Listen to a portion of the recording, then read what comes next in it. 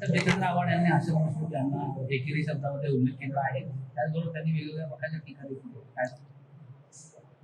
आज डॉक्टर जितेंद्र आव्हाड साहेब म्हणतोय, कारण माझी काही एकेरीत कोणाचाही उल्लेख करायची संस्कृती नाही. यांनी राष्ट्रवादीचे नेते, राज्याचे मंत्री हसन मुश्रीफजी यांच्यावर त्यांनी एकेरीत टीका केलेली आहे. आव्हाडांची ती कायमची संस्कृती आहे की एकेरीत उल्लेख करून अनेकांचे अपमान ते कायम करत असतात.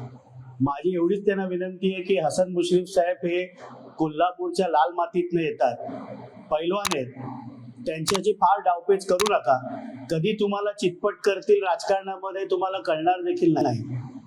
पुढे इंटरव्ह्यू मध्ये बोलत असताना अख्ख्या महाराष्ट्राला त्यांनी आज पुन्हा एकदा सांगितलं की त्या 53 आमदारांनी जे पत्र पवार साहेबांना दिलं होतं त्याच्यावर मी सही केली होती.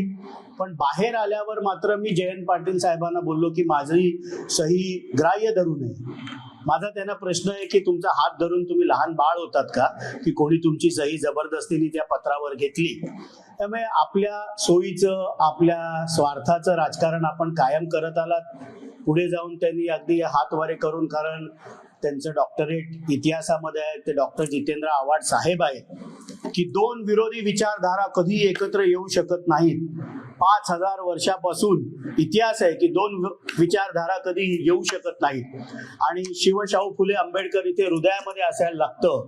ह्यांचं सोयीचं राजकारण आहे. एका मांडीवर शिवशाहू फुले आंबेडकर आणि एका मांडीवर गोळवळकर गुरुजी. मग 2019 साली आपण आपल्या एका मांडीवर शिवशाहू फुले आंबेडकर बसवलं आणि ज्यांनी बाबरी मस्जिद पाडली, ज्यांनी मराठवाडा विद्यापीठाच्या नामांतराला विरोध केला, त्या पक्षाबरोबर आपण मंत्री झालात ना, सत्तेमध्ये सहभागी झालात ना. मग त्या दोन विरोधी विचारधारा नव्हत्या का? मग त्यावेळेला आपण जसं ह्या वेळेला सही केल्यावर बाहेर येऊन जयंत पाटील साहेबांना सांगितलं की माझी सही ग्राह्य धरू नये, तसं त्यावेळेलाही जयंत पाटील साहेबांना आपण विनंती करायची होती की माझ्या हृदयामध्ये शिवशाहू फुले आंबेडकर आहेत.